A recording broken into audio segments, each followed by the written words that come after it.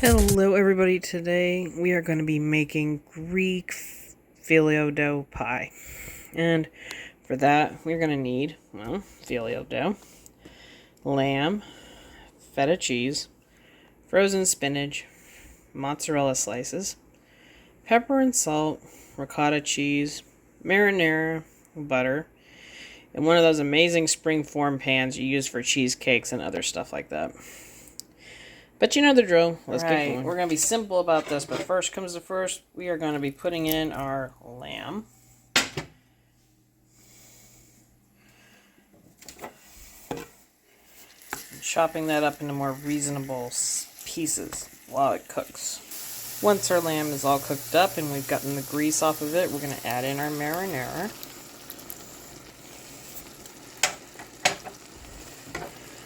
Mix that up thoroughly and get it marrying together before we assemble our pie.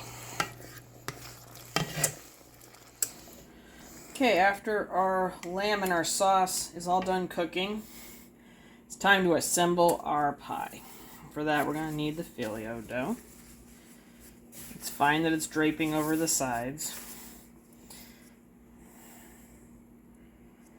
Now, it's sometimes very delicate to work with, so I'm trying get it where it's not a mess, which is probably going to fail miserably. Thankfully, Philio dough is forgiving enough, and if it rips, oh well, because we're going to be doing this to it.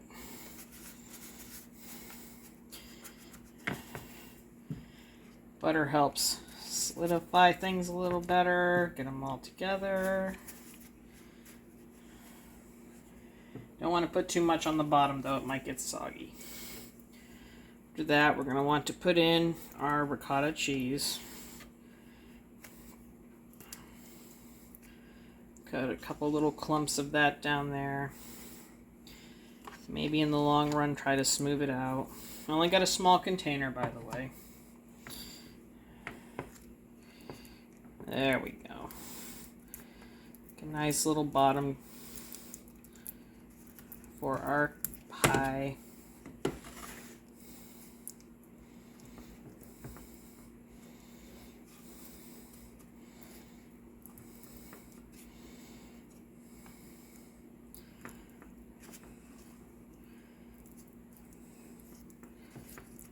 Looks good to me. Yeah, don't worry if you eat some of it too. Next layer we're going to have is our spinach. Oh yeah, fall in there. Doesn't matter how little or much you put in there. Try to get it all the way around like the other one was. And I'm going to move my butter over. I'm going to be putting in our lamb and sauce. Now if you can avoid some of the runnier parts of the sauce, like just the plain sauce right here maybe. So we want some of the meaty parts.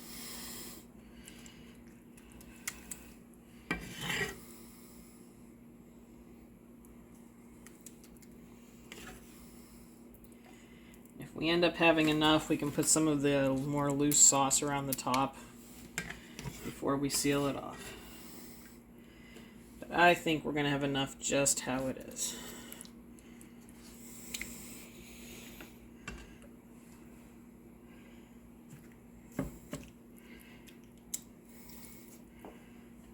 Some more of the meatiness, and we are almost done and off to our next layer. Get back up there. If you have any sauce left over, like I said, save it for the top, or maybe put it on some pasta or something. So we are actually off, to the mozzarella. We're going to put slices around. Don't worry about covering anything completely.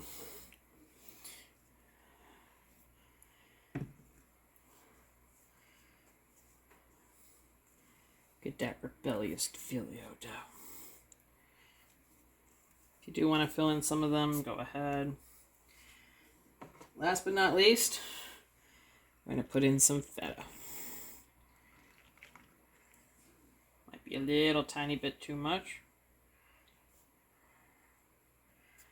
Feta can tend to be salty and a little overwhelming if you put too much, so just watch what you do with it. And like I said, which I think I might do, either save this and put it on another recipe or put just a little bit on the top.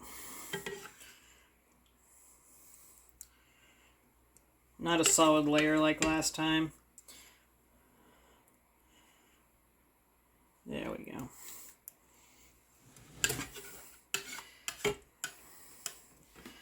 Alright, the fun part of this is going to happen. Take everything that was hanging over, fold it in.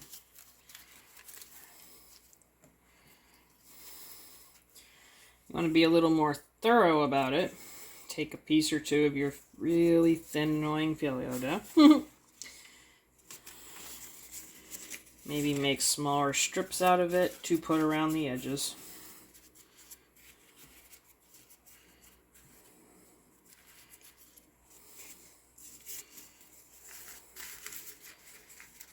Doesn't matter if the middle is exposed a little, that's going to be our little top element.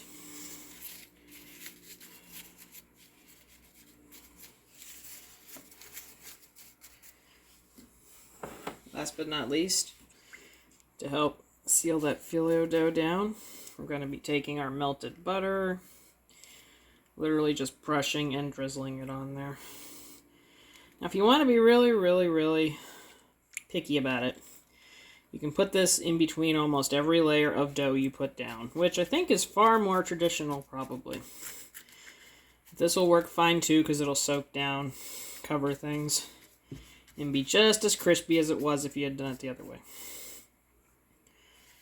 Alright, well this is going to go into our oven at 350 for about 30 minutes, and I'll be back when it's all together and done. Okay, we've got a slice of our pie. I do regret that it's a little soggy on the bottom. I think if I had squeezed out the spinach a little better, it would have been okay. Or let it come to complete room temperature and then squeezed it out thoroughly. That's my only gripe right now. Now is our best part. We're going to taste it. The cheeses.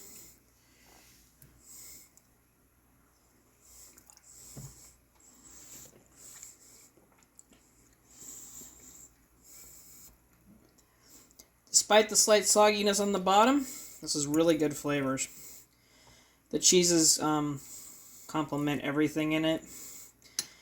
There's not a whole lot of spinach flavor, but that's okay. It's more like a veggie complement anyway. I would honestly make this again just with the couple things I've learned from it. It's a really good meal. Has everything in it, from the cheese to the veggies to the meat to everything.